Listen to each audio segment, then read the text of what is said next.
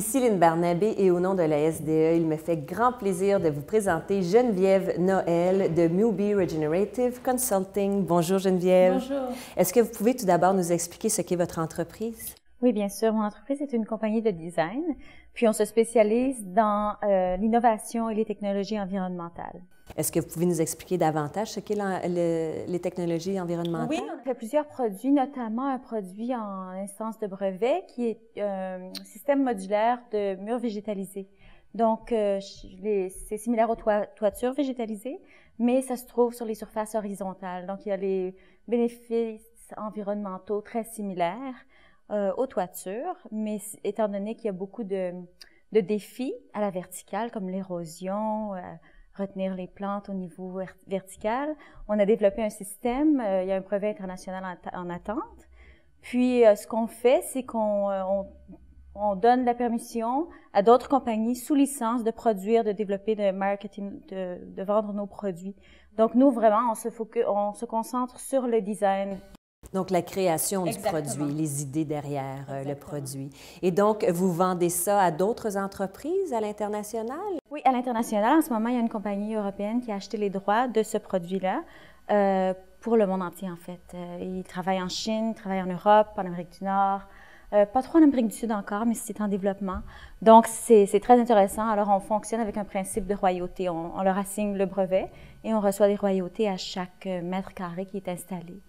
On a d'autres technologies qui sont en développement, notamment des herbiers pour les condominiums, les appartements qui n'ont pas d'espace vert. Alors, c'est vertical toujours, puis ça permet aux gens de faire de l'agriculture urbaine dans des endroits très limités. Si on pense au balcon en milieu urbain, c'est très petit.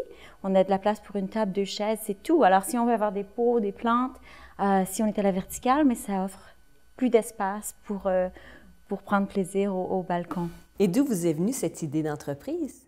Bien, moi, j'ai étudié dans le design il y a très longtemps à Montréal, en vêtements, ensuite en design industriel. J'ai voyagé, j'ai demeuré en Europe, j'ai planté 1 million d'arbres en Colombie-Britannique.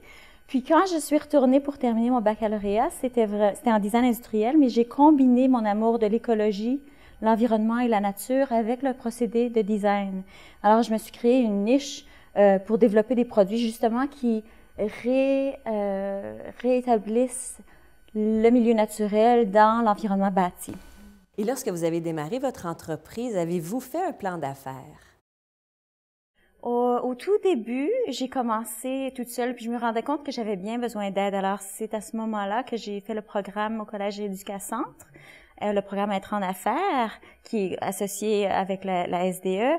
Alors, ça a été un programme formidable qui m'a vraiment donné les outils pour pouvoir bien fonctionner en tant qu'entreprise. Parce qu'au début, il y a tellement de choses à faire, c'est un peu déroutant que on a de la misère à avoir du temps pour dormir finalement. Alors, quand on peut avoir une structure pour nous aider à avancer à pas de géant au lieu de se frapper la tête contre le mur puis d'apprendre seulement par soi-même, ça donne un bon coup de pouce. Puis le fait qu'on ait écrit un plan d'affaires détaillé, ça a beaucoup aidé à donner une direction à l'entreprise.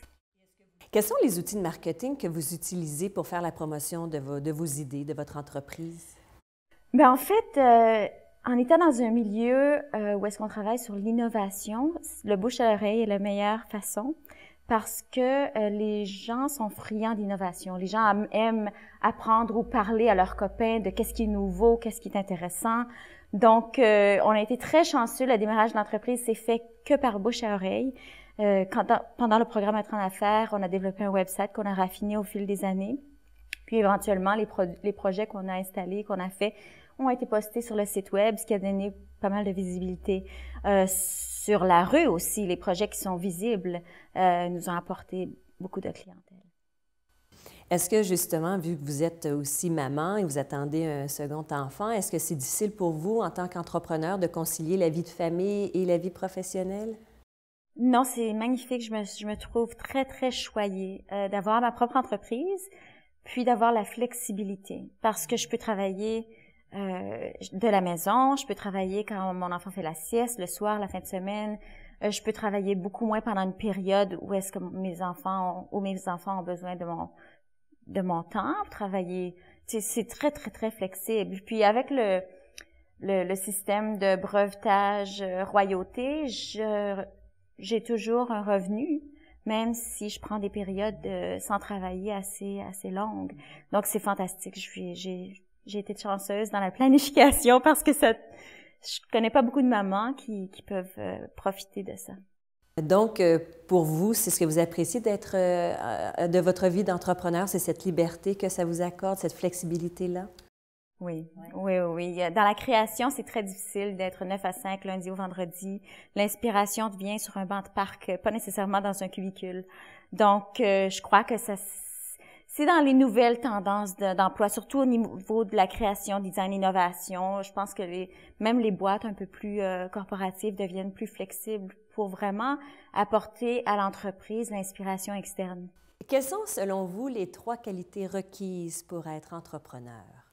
Mais tout spécialement, d'une petite entreprise, c'est la flexibilité, l'adaptation, l'innovation. C'est vraiment, surtout en étant petit, d'être flexible et de s'adapter très rapidement au changement, c'est primordial. Ça peut vraiment tout changer. Puis l'innovation aide à ça. Si on est capable de trouver des créneaux vraiment pointus qui sont en émergence, puis être là avant tout le monde, on établit notre nom avant que les compétiteurs arrivent. Donc, on peut licencier l'idée pendant que c'est en pleine expansion, puis passer à un autre produit.